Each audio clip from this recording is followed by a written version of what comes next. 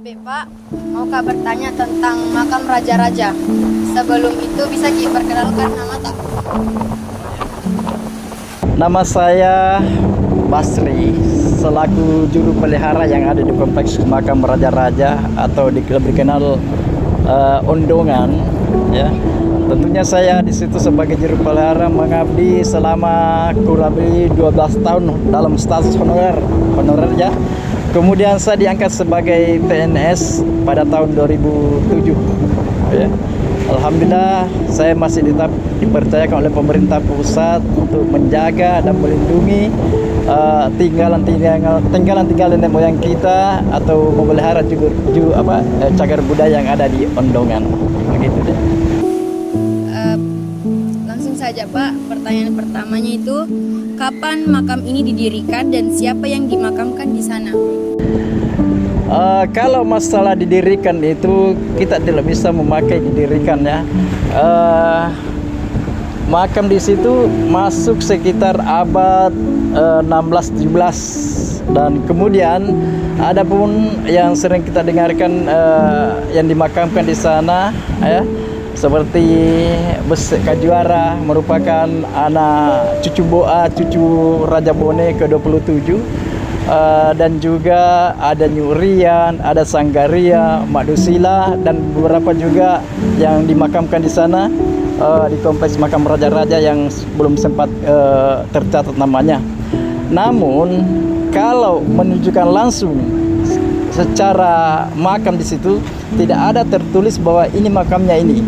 Tapi yang jelas keterangannya bahwa ada beberapa maradia atau menjabat sebagai maradia Banggai masuk di dalam kompleks itu, merupakan raja-raja pilihan yang dimakamkan di situ. Ya. Lanjut Pak, pertanyaan keduanya, bagaimana gaya arsitektur makam ini dan apakah ada elemen khas yang mencerminkan budaya atau zaman tertentu? Kalau mengenai struktur makam yang ada di kompleks makam raja-raja, kebanyakan itu makam di situ makam batu ya, atau ada beberapa susunan atau undakan ya, ada dibilang batu bersusun, artinya ada beberapa susunan situ tingkatan. Kemudian kalau bentuk makam di situ ada beberapa jenis makam ya, itu mencerahaskan makam di situ. Ada tipe makam yang dikatakan hulu keris dengan mahkota ya. Apabila dimanapun di daerah manapun, kalau ada makam yang berupa hulu keris dengan mahkota, itu menandakan makam orang Mandar ya. Itu menandakan dua-duanya karena di situ di Majene ini kebanyakan hulu keris dengan mahkota berhadapan, berarti dia itu merupakan salah satu panglima peran dan menjabat sebagai maradia. Itu ciri khasnya. Lanjut pertanyaan ketiga, apakah makam ini pernah digunakan sebagai tempat ritual atau acara tertentu? Ya. Ini kalau di daerah Mandar kan lebih banyak keyakinannya di tempat-tempat makam itu mempunyai ada sakral ya, dianggap sakral. Jadi masyarakat meyakini bahwa ada keturunan nenek moyang di situ. Apabila melakukan satu hajatan ya, adik-adik punya ritual, ada ada penyiraman makam, bawa dupa begitu.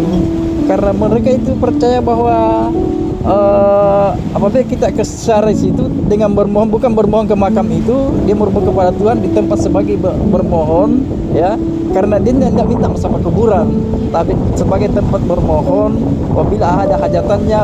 Malah ada pernah orang gila ya, dia tidak bisa normal, artinya setelah didatangi mimpi, kau harus siarah di sini. Begitu dia serius, alhamdulillah dengan insya Allah kan bisa tumbuh. Kemudian bukan cuma masyarakat sini, ada masyarakat dari Tibet ya, sudah berapa kali datang ke ziarah. Itu katanya sudah seluruh Indonesia Nusantara mencari itu makam hanya di Ondongan ya. Kemudian kalau mereka ada itu bikin satu ritual sesuai dengan keyakinan mereka, itu agama Buddha ya. Agama Buddha ada beberapa sesajen yang dia dihadirkan di situ, dipasang dengan ada juga beberapa kain yang dipasang karena mereka berkeyakinan bahwa inilah nenek moyangnya di sini, ada nenek moyangnya di sini. Dua mungkin sudah 5 kali datang ke sini, ya. Dia pernah juga setiap tahun tapi sudah lama tidak hadir lagi. Dia dilakukan ritual kayak orang-orang Buddha lah, karena memang biksu, ya. Dia itu lewat mimpi, dia cari di mana makamnya ini, ternyata di Ondongan. Jadi di sana bukan cuma agama Islam yang mempunyai ritual di situ, ya. Orang-orang di luar agama Islam pun sudah datang di situ, sudah ada buktinya, ya. Lanjut pertanyaan keempat. Apakah makam ini terkait dengan peristiwa sejarah penting? Ya jelas ada hubungannya sejarah pentingnya. Ya, namanya saja cagar budaya, pasti ada hubungannya kebudayaan dan sejarah untuk sebagai bahan penelitian, ya, penelitian sebagai bahan pendidikan, agama juga ada di situ hubungannya. Jadi Ondongan itu atau kompleks manapun atau cagar budaya pasti ada hubungannya dengan sejarah orang kita dulu. Karena beberapa peziarah yang datang itu biasa lain-lain pendapatnya, ya. Ada yang punya dia sejarah. Ada yang katakan ini dulu Ondongan dikatakan Ondongan karena pada saat mereka berperang, ya, ada datang musuh pas melompat turun. Itu sebagai mereka juga, ya, sejarah juga, ya. Itu dikatakan Ondongan, tempat mie ondong. Bahkan sampai itu pimpinannya katanya pecah kepala dibakar-bakar, artinya dibakar-bakar dan ada dari sumpah itu tidak salah. Setiap tahun mereka itu datang untuk yakini bahwa inilah nenek moyang kita sebagai pejuang. Kemudian mungkin ada yang mengatakan, tapi kenapa dimakamkan di Ondongan? Ada yang berpendapat bahwa sebelum dia meninggal dunia, ya, mereka berpesan kalau saya meninggal dunia dikuburkan di sana. Karena kenapa? Di daerah Majene itu rata-rata pesisir, penghasilannya di laut. Jadi katanya mau menyaksikan cucu-cucunya melaut. Begitu. Salah satunya itu salah satu sejarahnya juga. Ya. Jadi pasti ada rentetan sejarah, ada hubungannya sejarah dengan ada di Ondongan. Apalagi dia itu pernah menjabat sebagai Maradia.